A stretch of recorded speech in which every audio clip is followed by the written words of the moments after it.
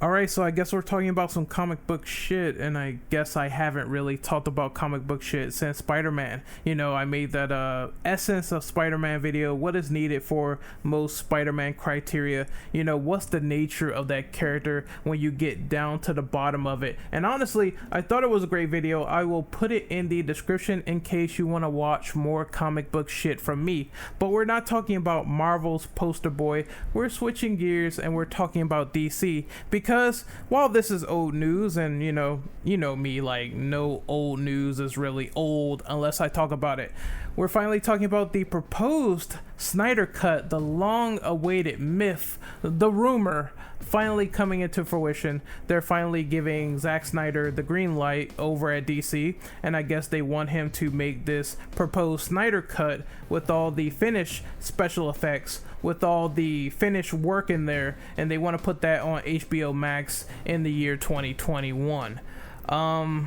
So what do I think about this? Well, first and foremost, let me get some history. I do not like and appreciate the extremists and the Snyder Cut fandom. I always said this. I always thought those guys were lame. If you're an individual who waited for this, who made their voice heard, but you are rational, I'm not talking about you.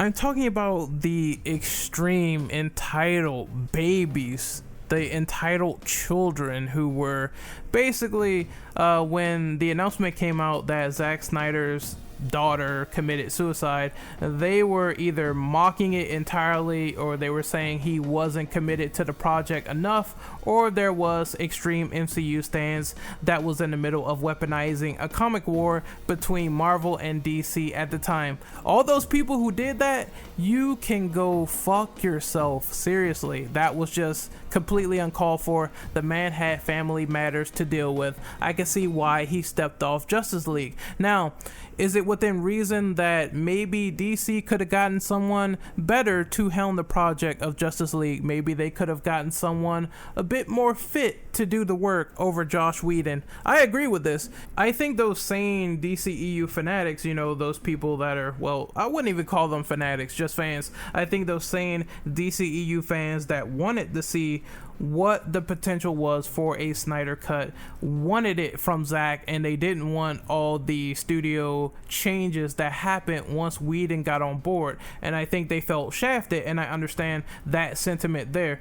And then they were teasing the black and white pictures, which showed that this was indeed a thing that was in development before it got shot down. And the original production of Justice League, from what I remember, I think it was a 2-part movie. I wouldn't say that the DCEU was exempt from trying to play catch up with the Marvel Cinematic Universe, because I remember that Infinity War 2-part movie, it turned out to be Infinity War and Endgame, and then they wanted to do this for Justice League by saying, you know, this is going to be our extravagant superhero team up movie, and we're going to be doing it in the exact same way, and we're going to try to do it bigger and better. And obviously plans fell through the wayside for Justice League, and then there was the proposed, you know, Snyder Cut that I assume this is what this movie was going to be, with the 2-parter that involved, you know, Darkseid. And then it got scrapped and they made it into the movie we have now, which I didn't see yet. I didn't see Justice League in 2017, but I will say I did see the memes.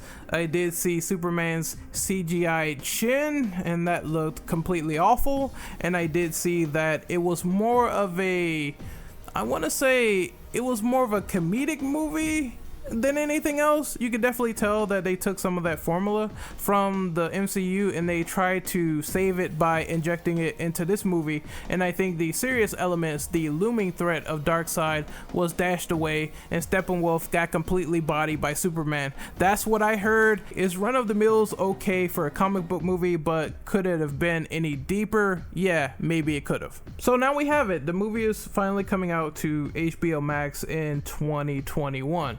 And honestly, it's been a long time coming, at least for the people that have been thoroughly excited and singing about this. I'm happy for them, honestly. For the people that's been assholes, is going to be quite funny. But there still is reservation to this movie, because once again, I can see why it's coming on HBO Max, because, you know, Corona and shit is happening. All that fucking trash is happening right now. And maybe they would have did a big theater release. Maybe. I mean, if they wanted to maximize profits, because we know the only reason WB is doing this is because so many people spoke out for it and they want their money, like every company. The only reason they're doing this is because of the cash, but they're putting it on HBO Max, which makes me kind of hesitant. Like, why not do VOD options maybe to get the most money possible? And I heard that like basically WB shifted like 20 million, maybe 30 million to get all these special effects done. I don't know what the quality of this will be until it comes out 2021. And I feel like the storylines now, this is essentially non-canon. We know that DCEU stuff, it essentially continues after Shazam, and the timeline keeps going forward from their new slate. Well, I would say the current slate to their new slate. It just keeps going forward. This movie is going to be rendered non-canon by default because we haven't seen Darkseid yet. And we also have allusions to the fact that they're going to show the original post-credit scene, I guess, with Deathstroke and Batman. And we know the Batman has a completely new person on cast, which is Robert Pattinson and not Ben Affleck. You see what I'm saying here? Like, all this stuff that they planned to set up that was going to be awesome ideas is going to be shoved to the wayside now for a non-canon movie. And that's kind of disappointing in my opinion. This is what happens when productions just don't go your way.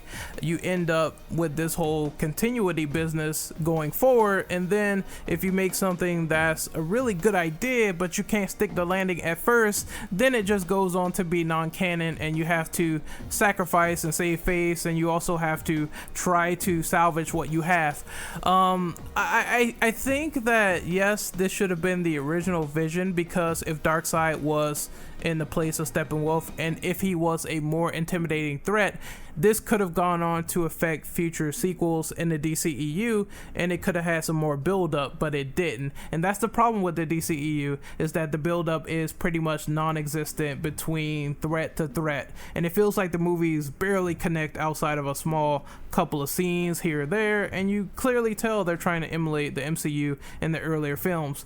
I kind of like how DCEU is now, where they're doing ambitious ideas. They're doing things that might seem like Elseworld stories, like Joker, where it's not necessarily tied to any sort of comic book tradition. It's mostly them trying to take inspiration from that and do their own thing. And I think this is what the DCEU should have done in the first place. Do their own thing that's not necessarily like the Marvel Cinematic Universe, but do their own thing and make it the best they could possibly make it, whether it's like traditional superhero comic book movies that have that sort of DC formula, or make something that's non-tradition and use a dark character to warp a story around it if you know that story can be good. That's what they should have been doing in the first place.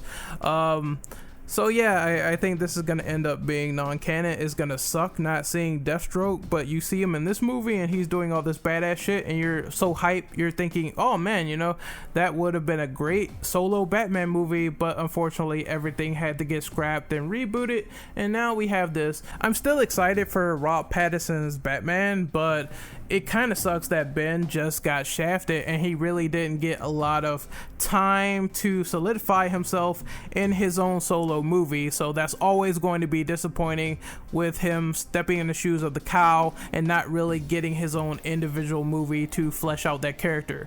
I felt like when he was introduced in these other DCEU movies, he was playing second fiddle to other characters that were more important. The other thing that needs to come up and be addressed is that I think people are getting into a giant begging spree once again.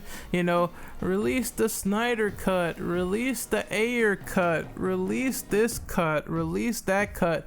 I had a conversation about this to someone on Discord because I linked the article. I think the HBO Max boss said that Justice League Snyder Cut is not a precedent after fans call for Suicide Squad Ayer Cut. I have seen Suicide Squad and I thought it was god awful. I did not like that movie at all. And what I said on Discord correlating to this conversation, and let me find it because goddamn, I'm all over the place. I'm sorry, people. This is what happens when you do stuff live. Anyway, what I said was that this happens a lot in development where some movies have differing ideas that might make it to theatrical cuts, or they might have director's cuts, or, you know, there's some type of cut happening, right? I said for the people asking for Suicide Squad, a certain cut of the movie to make it better, I just want to point out that it needs to be a pre-existing vision or a pre-existing format of that particular movie. And they need to either fix it up, put it out there, and then they can say, we have the air cut here for you guys. We're going to commission it, right? It needs to be something at least on format, on record, instead of entirely remaking the movie. The reason why there were so many cuts for Alien 3 was because that stuff did exist and they cobbled that together. Obviously, they didn't do the main cut that people wanted, which was all the stuff that was, you know, cut out, filmed, but thrown away. But we have something that is cobbled together. For this to work, it needs to be a cut from something, you know, no alternative footage that got scrapped entirely forever that we can't see for theatrical or director's cut purposes. Otherwise, they would need to fully remake the movie to make their vision complete. You see what I'm saying here? They would have to fully remake things, go back to the drawing board, and that will cost DC more money. That will cost them more time, more resources. It will cost them actors, COVID's going on. There's a lot of shit they would need to consider. I don't think every DCEU movie is going to be remade or needs to be remade, because I think them being like either mediocre or bad movies needs to set the standard that yes, we messed up somewhere. How do we move forward? For example, like Jared Leto is not a good Joker. How do we move on from that and make something a bit better? Maybe let's replace him with Joaquin Phoenix and put him in his own movie. Maybe we should replace the main DCEU Joker with someone else that is a little bit more capable, that has good acting, that doesn't always elongate and make himself sound like an idiot with the way he pronounces his words. Maybe they could do something different. Maybe Suicide Squad 2 is on the horizon, being directed by an infinitely better director with James Gunn. Let's see what we could do with the sequel. That's a large improvement over the original. Sometimes this needs to happen so we can better ourselves and better our movies. And I don't think they need to constantly go back and remake everything, because you're gonna have your stumbling blocks down the line. That's how it works. That's how it always goes. You know, always asking for every singular cut or whatever. Let's just move on to the sequel and let's try to do a better job. That's how I feel. Now, if the Snyder Cut is a good movie, I will say it's a good movie. I will be probably reviewing it. If the Snyder Cut is a bad movie, I can only imagine the backlash after so many people look forward to having this and owning this, buying this, talking about this, and, you know, going on this huge campaign only to have a bad movie. We got to see where the quality lies and if those ideas were good.